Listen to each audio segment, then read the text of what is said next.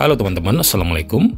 Kalau teman-teman merasa Fortuner sudah terlalu pasaran dan wibawanya sudah mulai redup, mobil-mobil berikut ini bisa jadi penggantinya. Kata orang, Fortuner keluaran tahun berapapun wibawanya masih tinggi, makanya masih banyak yang mengincar. Bahkan keluaran tahun awal-awal pun, tidak peduli bensin atau diesel, yang penting bisa tampil wibawa dengan budget paling minim. Namun, kalau akhir-akhir ini teman-teman sudah merasa Fortuner Gen 1 itu sudah ketuaan, fiturnya sudah terlalu jadul, atau dianggap bukan mobil mewah lagi, mobil-mobil berikut ini mungkin bisa jadi penggantinya tanpa harus menambah biaya lagi. Berikut ulasannya. Tapi sebelum lanjut, tidak bosan-bosan kami ingatkan buat yang belum subscribe, silahkan di-subscribe dulu channel ini. Oke, terima kasih. Mobil yang pertama, Nissan Murano AWD Transmisi Matic tahun 2009. Mungkin banyak yang tidak mengenal mobil ini lantaran memang dia didatangkan melalui importir umum bukan resmi. Murano mesin 2,5 liter sekelas dengan Fortuner. Namun karena ada varian 3,5 liter yang bersaing langsung dengan Harrier, dia mendapatkan kemewahan yang tentu saja jauh lebih baik dari Fortuner. Yang kita bahas kali ini adalah generasi keduanya yang sudah berpenggerak all-wheel drive. Mulai dipasarkan di tahun 2008, Murano sebenarnya menerapkan konsep sporty yang nyaman dengan dibalut kemewahan dan fitur yang tidak kaleng-kaleng. SUV mewah ini bisa membuat Fortuner Gen 1 akan terasa kemahalan. Mesin 2,5 liter yang dipakai Murano sama dengan mesin yang dipakai X-Trail. Kodenya QR25DE, 2500cc 4 silinder DHC 16 katup EFI. Tenaganya 180 horsepower, torsinya 245 Nm, transmisinya Matic Xtronic CVT, dan dia berpenggerak all-wheel drive. Konsumsi BBM dalam kotanya sekitar 6-7 km per liter, dan luar kota sekitar 9-10 km per liter. Fiturnya, headlampnya sudah proyektor HID, rem ABS plus EBD plus BA, kunci keyless dengan akses Smart Key, power window yang autonya hanya di bagian depan saja, electric retractable side mirror, interior full kulit, setir juga dibalut kulit, jok depan elektrik dengan dua pilihan memory seat di bagian driver, stability control, tombol pelipat kursi, power back door, engine start button, auto headlamp, audio steering control, 6 buah airbag, pengaturan setir elektrik, layar MID, kamera di spion kiri, head unit double din dengan bahasa Jepang, AC sudah dual zone dengan heater, pemanas kursi depan, tombol lock AWD, seatbelt height adjuster di semua kursi, console box dengan armrest yang cukup besar, dan ada laci di belakangnya, panoramic sunroof, vanity mirror kiri kanan, tempat kacamata, armrest belakang dengan cup holder, lampu ambien belakang, kisi-kisi AC belakang, kamera mundur, wiper dan defogger belakang, dua buah muffler, dan rem cakram depan belakang. Murano ini desainnya berkelas dan sporty, cocok buat anak muda. Mesinnya kencang, handlingnya cukup sigap, bantingan suspensinya sangat nyaman, fiturnya sangat premium, suara audionya sudah yang terbaik karena dari Bose. Finishing interiornya sangat mewah, sangat jauh sekali perbedaannya dengan interior Fortuner. Joknya sudah full kulit dan sangat empuk. Ruang kabinnya sangat lapang, baik legroom maupun headroom, bahkan lebih lapang dari X-Trail Gen 2. Kursi baris keduanya bisa diatur kemiringannya, bahkan bisa dibikin sangat rebah. Sementara untuk kekurangannya, audionya berbahasa Jepang, jadi agak tricky untuk mengoperasikannya. Dia juga belum punya cruise control yang seharusnya sudah ada di mobil sekelas ini, apalagi jika melihat tahun keluaran dan kelasnya. BBM-nya juga agak boros, tapi ini cukup wajar karena ini varian all-wheel drive. Memang Nissan Murano ini tidak menganut 3 baris kursi, tapi dia menawarkan kemewahan yang jauh lebih baik dari Fortuner Gen 1 dan fitur yang lebih ideal untuk zaman sekarang. Apalagi dia sudah berpenggerak all-wheel drive, tentunya lebih fun to drive dan lebih gaul. Nissan Murano AWD Transmisi Matic tahun 2009 harganya dimulai dari sekitar 165 juta rupiah, dengan biaya pajak per tahun sekitar 5,2 juta rupiah. Yang kedua, BMW X1 S-Drive 20D Transmisi Matic tahun 2012. Mobil ini juga bisa dijadikan pengganti Fortuner tanpa harus menambah budget. BMW X1 sebenarnya hanya sebuah subcompact SUV, jadi tidak bisa juga disandingkan langsung dengan Fortuner yang berada di kelas medium. Namun paling tidak, dia berada di rentang harga yang mirip, dan juga dia juga ada kemiripan dengan Fortuner, yaitu bermesin diesel dan berpenggerak roda belakang. Mobil ini adalah generasi pertama X1 yang mulai dipasarkan di tahun 2009 secara global. BMW X1 ini mungkin bakal menarik bagi anak muda yang suka dengan kepraktisan, namun ingin tampil mewah dengan budget di bawah 200 juta. BMW X1 di Indonesia dibekali dengan mesin bensin dan diesel, tapi kali ini kita hanya khusus membahas yang bermesin diesel saja. Kode mesinnya N47D20 2000cc 4 silinder turbo diesel, tenaganya 174 horsepower, torsinya 350 Nm, transmisinya Matic Triptonic 6 speed dan berpenggerak roda belakang. Konsumsi BBM-nya sekitar 9-10 km per liter buat harian, dan di tol bisa sekitar 14-16 km per liter.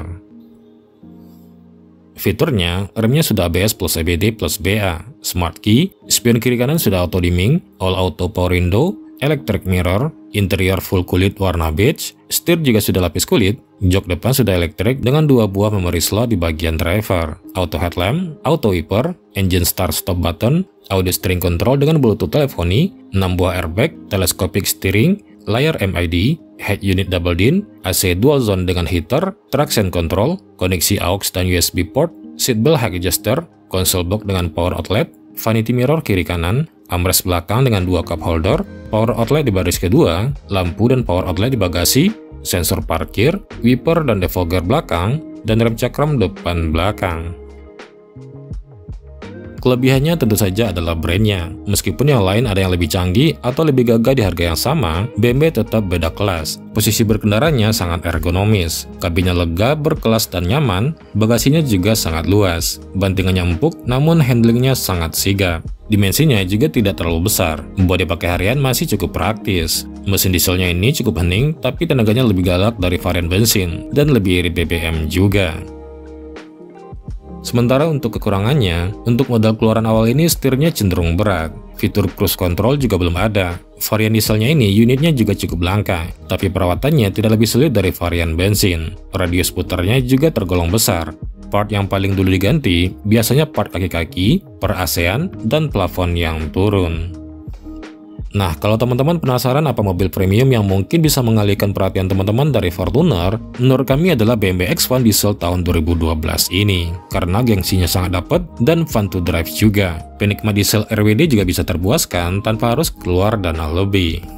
BMW E84 X1 S-Drive 20D transmisi Matic tahun 2012 sudah bisa didapatkan dengan budget 165 juta rupiah saja, dengan biaya pajak per tahun sekitar 5,3 juta rupiah. Yang ketiga adalah Nissan X-Trail 2,5 transmisi Matic tahun 2015. Pilihan SUV tahun muda yang cukup premium buat menggantikan Fortuner Gen 1 adalah Nissan X-Trail T32 2,5 liter ini. Mobil ini pertama kali muncul di tahun 2015, artinya paling muda dan harganya juga ternyata paling murah. Desainnya saja sudah kelihatan premium, belum lagi fiturnya yang jelas tidak sebanding dengan Fortuner Gen 1. Varian 2,5 liter ini adalah varian tertinggi dari X-Trail T32. Jadi semua fitur sudah disematkan, termasuk fitur cruise control yang memang sudah wajib di mobil premium. Mesinnya sama dengan X-Trail T31, yaitu QR25DE 2500cc 4 silinder CVT-C. Tenaganya 171 PS, torsinya 233 Nm, transmisinya Xtronic CVT, dan dia berpenggerak roda depan. Konsumsi BBM-nya dalam kota macet sekitar 5-6 km per liter. Kalau lancar bisa dapat 7-8 km per liter, kombinasi luar kota sekitar 10-11 km per liter, dan full tol bisa di angka 12 km per liter. Fiturnya, lampunya sudah proyektor, rem ABS plus EBD, Smart Key, kamera 360, electric retractable side mirror, spion kiri kanan ada pemanasnya, semua jok depan sudah elektrik, stability control, eco mode, tombol power back door, rem parkir model injak, audio steering control, telescopic steering, dual SRS airbag, cruise control, setir sudah lapis kulit, auto headlamp, auto wiper, full color MID display, engine start stop button, head unit monitor 8 inci, AC digital dual zone dengan heater, cup holder yang ada pendinginnya, konsol tengah dengan power outlet, handrest yang cukup besar dengan 2 cup holder di baris kedua, kursi isofix, kisi-kisi AC belakang, separator bagasi, lampu dan power outlet bagasi, sensor parkir, dan rem cakram depan belakang. X-Trail ini untuk di kelasnya dia termasuk yang paling mewah, bahkan hampir semewah Murano. Dari desain luarnya saja sudah kelihatan beda kelas dengan Fortuner Gen 1. Fiturnya melimpah, desain kabinnya cukup mewah, dia tidak pelit material soft touch, joknya didesain paling nyaman dan dilapisi full kulit. Kabinnya ini juga sangat kedap, suara trafik dan suara ban sangat teredam dengan baik. Bantingan suspensinya memang tidak seempuk T30 atau T31, tapi tetap masih paling empuk di kelasnya. Dia sudah punya kursi baris ketiga yang terbilang sempit, tapi baris keduanya cukup lega, jadi masih bisa berbagi legroom buat yang tinggi maksimal 155 cm. Dan transmisi CVT-nya juga sangat halus. Untuk kekurangannya, akselerasinya tidak segalak T30 atau T31. Desain dashboardnya juga kurang modern, dan baris ketiganya sangat sempit. Buat unit yang jam terbangnya sudah mendekati 80.000 km, biasanya sudah mulai bermasalah pada electric power steering, bushing crossmember, transmisi CVT, dan selongsong coil. Tapi masalah yang bikin harga mobil ini jadi sangat jatuh adalah kekhawatiran tentang transmisi CVT-nya. Makanya kalau mau membeli mobil ini, pastikan track record penggantian oli transmisinya rutin. Syukur-syukur bisa dapat perawatannya yang per 20.000 km dan selalu menggunakan oli rekomendasi Nissan. Karena kalau dapat yang kurang terawat, khawatirnya pas di kita dia jebol dan harus perdana sekitar 30 jutaan. Jadi meskipun mobil ini diragukan, sebenarnya kalau dengan kondisi terawat dia sangat bisa diandalkan. Apalagi kalau mengingat harga bekasnya yang sangat jatuh sampai 165 juta rupiah saja. Terlalu menggiurkan untuk mobil kelas mewah dengan tahun yang tergolong sangat muda. Nah, sementara untuk pajaknya sekitar 5,5 juta rupiah. Nah, menurut teman-teman, apakah mobil dengan kemewahan maksimal dan fitur yang super lengkap dengan harga semurah ini bisa mengalihkan pilihan teman-teman dari Fortuner Gen 1? Tulis di komentar ya.